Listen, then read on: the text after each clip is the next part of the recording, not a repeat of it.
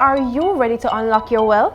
Well, buckle up, because we're taking you on a financial journey that's about real talk and real results. Next Gen Money Wise starts now.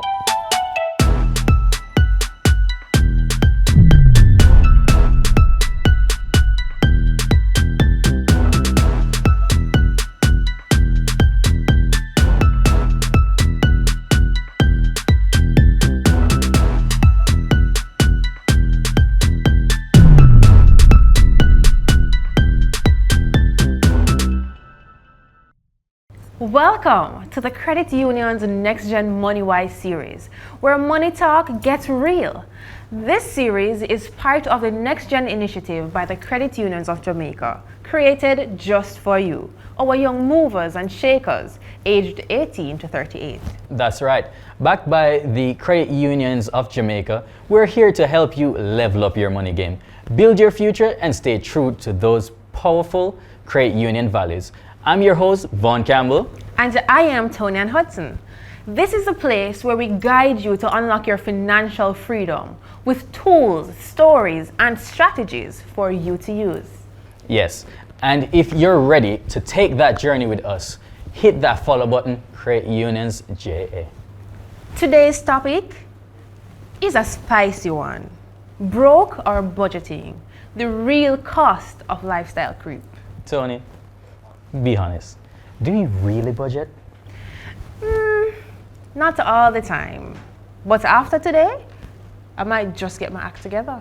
I feel that, and I bet a lot of our viewers feel the same. So before we get into the nitty-gritty, let's head over to the Money Wise confession room, where a few brave souls are sharing their truth about budgeting or the lack of it. Do I have a budget? Absolutely. It's called vibing. So I vibe until my heart declines, then I know I reach my financial limits. So at time I said it's just $100 and ended up broke by the end of the weekend. The only thing I can think of is going to a tap bar for just one drink instead I'm staying an hour and ending up at another bar at 3 a.m. buying a bottle and ending up broke by the weekend, yes. What's one thing I'm overspending on currently? Let me just say, well, I have over 19 nieces and nephews and about 6 grandnieces and grandnephews. Birthdays, school fees, Roblox, those are the things that are overspending on because as an auntie, you have to give. Of course I track my spending. You have to. Else it's paycheck to paycheck or bad loans upon bad loans. What I do? I set aside money for my bills. Utilities, transportation, mortgage, put a little money in my savings, do a little bit of investment, and what's left, I spend on myself with my family and friends. My definition of being broke is having no money, but it could also mean having no plan. Because if you have no plan to attain or maintain your finances, then there is financial instability. They say confessions are good for the soul. Hey, no judgment from me. It's all about learning from your mistakes and getting yourself on the right path. Well, I am sure of that. Like so many of us, budgeting can seem a bit tedious. So, joining us to share how you can get started on being intentional with your money is financial coach and chief executive officer and founder at Create the Life You'd Love, Michelle Sinclair Doyley. Welcome to Next Gen Money Wise. Thank you very much. Thank you very much, Tony and Vaughn. It's a pleasure to be here with you. It's a pleasure. So tell us, Michelle, what are some of the common misconceptions people have around budgeting? There's so many, but let's see if we can dial it down to 3 misconceptions. One is that budgeting is for broke people. And it's not for broke people. It's a way for persons to obtain greater and greater wealth. When we think about it, successful companies are not broke, but they have a financial year and they set a budget. And they're always trying to ensure that they work within budget. And so if companies would do it, and they are certainly about wealth creation, then it is something that we should also do. And the other thing, therefore, is that a lot of times people think that when you're budgeting, what you're trying to do is always cut some expense here, there, and everywhere. But instead, budgeting can be a tool, as I said, for wealth creation. It can be an opportunity for you to look how far you've come from. So let me give you an idea of what I'm talking about. I remember many years ago, I would have a deficit in my budget every single month. And I didn't want to look at it. Didn't want to look at it at all. And when I finally did, it was a deficit of $20,000 every month. But because I was now budgeting and I was applying these various principles, I could see when the deficit was no longer 15, no longer 20, it was now 15, and then 10, and then 5, and then none. And then eventually it was totally gone.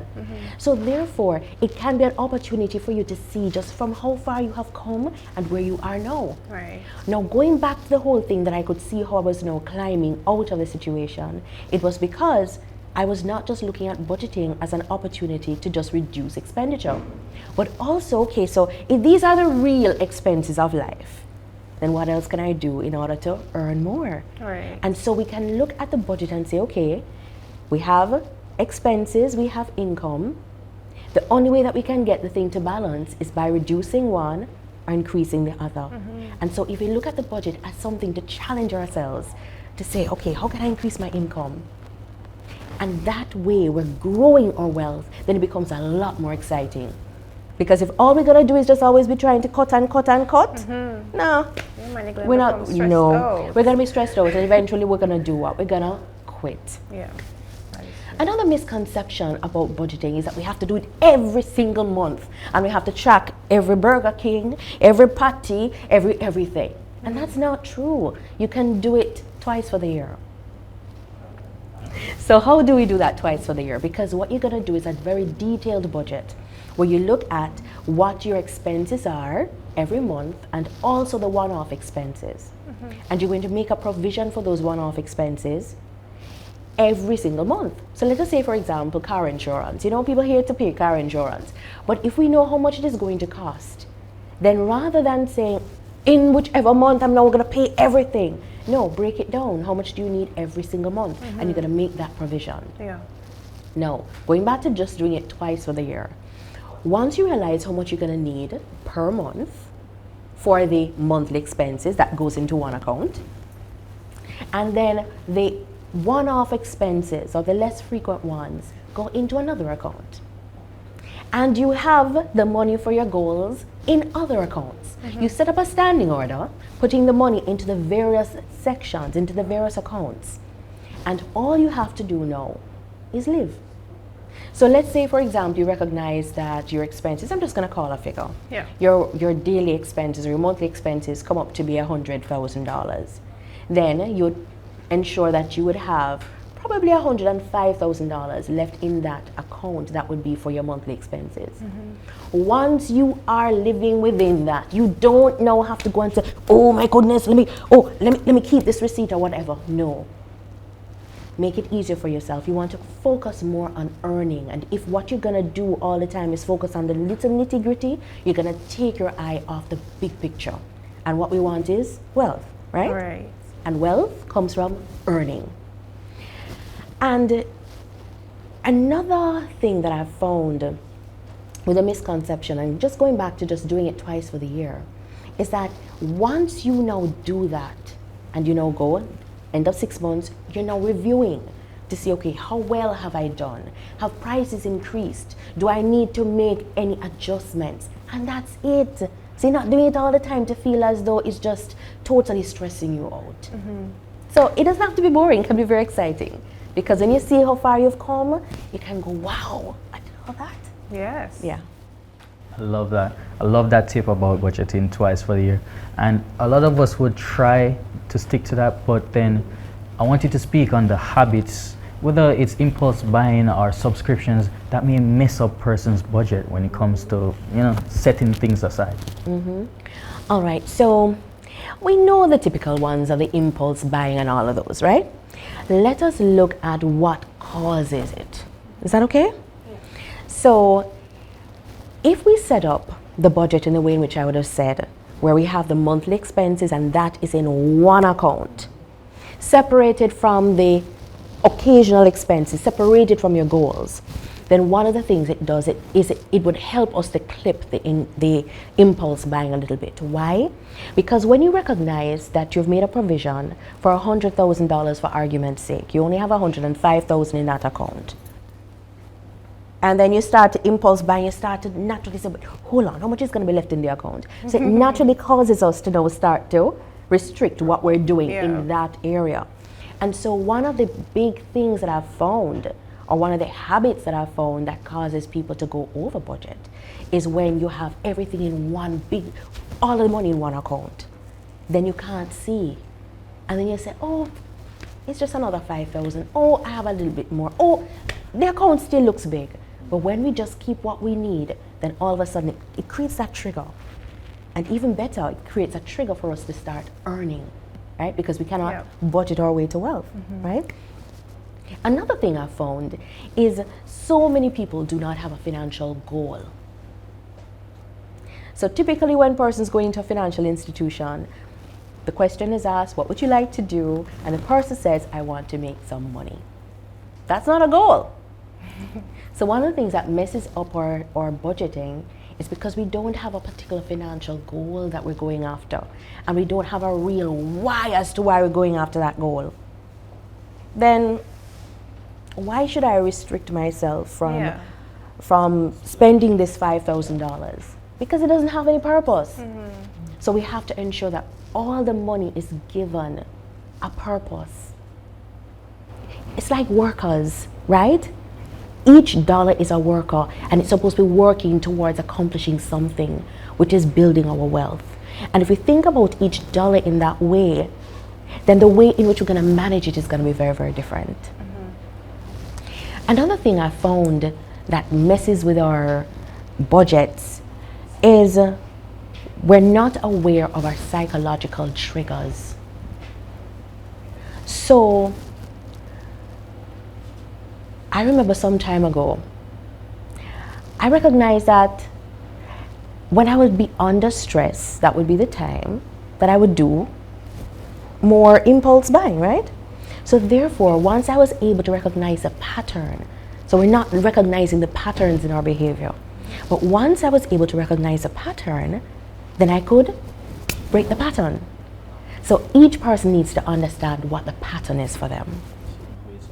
I think that's a really important one. Thank you. Yeah. All right. And what would you say is a financial goal that individuals can, keep in mind to stay on track? It's different for everybody, because my financial goal and your financial goal and your financial goal is totally different. Yeah. And so it's not one particular financial goal. It is a thing that when you think about it, you can't stop thinking about it. That is a thing that will more than likely be the most important financial goal for you. Yeah.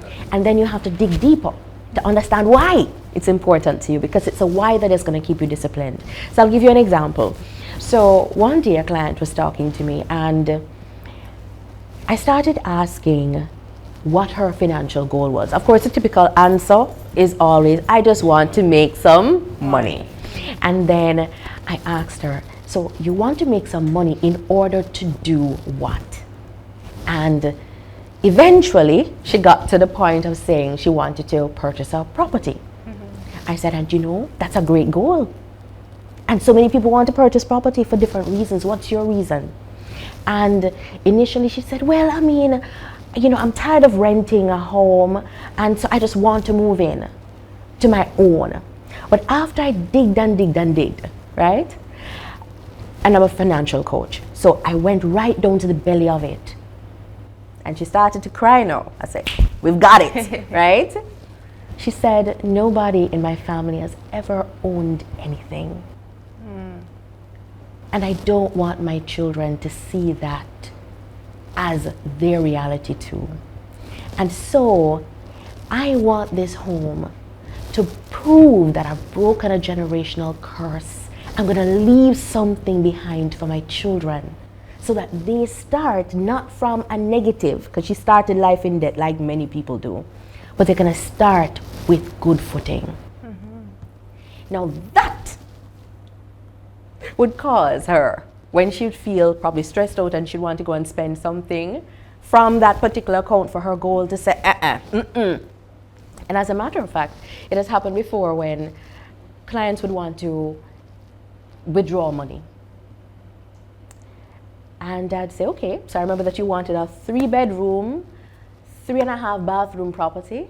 All right, so what are we doing? We're taking off the half bathroom. What are we doing? Are we taking off a bedroom and the bathroom? What exactly are we doing? And we're going back also to the why, because I remember you wanted it with so many bedrooms and so many bathrooms because of X, Y, Z. Has that changed? And then what happens is the person goes, no, not doing that. And instead, the person says, okay, rather than withdrawing this money or encashing this money, I'm gonna go and I'm gonna work some more. I'm gonna figure out how to monetize my talent. I'm gonna do what it takes. And so it is not so much a particular goal, but what is your goal for you and why does it haunt you all the time? Keeping focused on your why. Exactly. So keeping focused on your why. All right, and to wrap up, can you just tell us a little bit more about Create the Life You'd Love? So Create the Life You'd Love. So that is a company that I have, and I created it because number one, I knew that is what God had wanted me to do. And people don't want to just be living. You don't want to be just existing. You want to wake up every day feeling passionate about what you do and enjoying what you do. And so with my company, I help people to leave the jobs that they absolutely hate, identify their God-given purpose in life, and use that to know what is the ideal career or business for them. But then so often people stay stuck in the same job for many years because they do not have a financial exit plan. And so I also, with the years of financial experience that I have, which will be over 2 decades at this point, I also help people to create those financial exit plans and create financial freedom for themselves. Lovely. So when they look back at their lives, they can say, wow, what a life. I have created the life that I'd love. And of course that's done in a godly way, because I use the Bible as my anchor for everything. And I would say that the name of it came out of me one day saying, I want to create the life I'd love. And you know something? By God's grace, I'm looking back and I can say, I've done exactly that, and I want to help other people to do that too. That is amazing. Awesome. Congrats. Thank you. Thank you so much for joining us. Thank you. It's my pleasure being here. All right. That was financial coach and chief executive officer and founder at Create the Life You'd Love, Michelle Sinclair Doyley. You've shared some incredibly insightful tips today. Thank you very much. Thank you very much. And I just pray that people apply them. All right. So before we wrap up, I've got one more suggestion for our viewers to help keep your budgeting on track. Make sure to visit any of our credit unions and ask about our partner plans. Really, Tony? How can a partner plan help you to stick to your budget? Well, Vaughn, partner plans make saving easier by encouraging you to set aside some cash regularly. This means you put money into your savings before splurging on fun stuff, which can really help you stick to your budget. And there you have it. We've unlocked some powerful tips today to help you take charge of your financial future and avoid the traps of lifestyle creep. But before we go, here is our next-gen money-wise financial tip, powered by First Heritage Cooperative Credit Union. Every time your income increases, commit to saving or investing at least 50% of the raise before adjusting your lifestyle. That's right, Tony. Whether you're just getting started or already on the path of financial freedom, it all starts with believing that you can achieve wealth. So here's a little reminder to keep your mindset strong. Repeat these powerful affirmations with us. I am worthy of financial abundance and success. Money flows to me easily and effortlessly. I attract opportunities that bring wealth and prosperity into my life. Every day, I am growing richer in all aspects of life. Remember, Wealth is a journey, not a destination. Stay committed, stay positive, and trust in the process. Awesome. If you enjoyed today's episode, be sure to follow us on our social Credit Unions JA and share your progress with us. We're with you every step of the way. Keep budgeting and keep growing. Until next time, stay money wise and keep unlocking your financial freedom. Catch you next time. Money Wise Fam.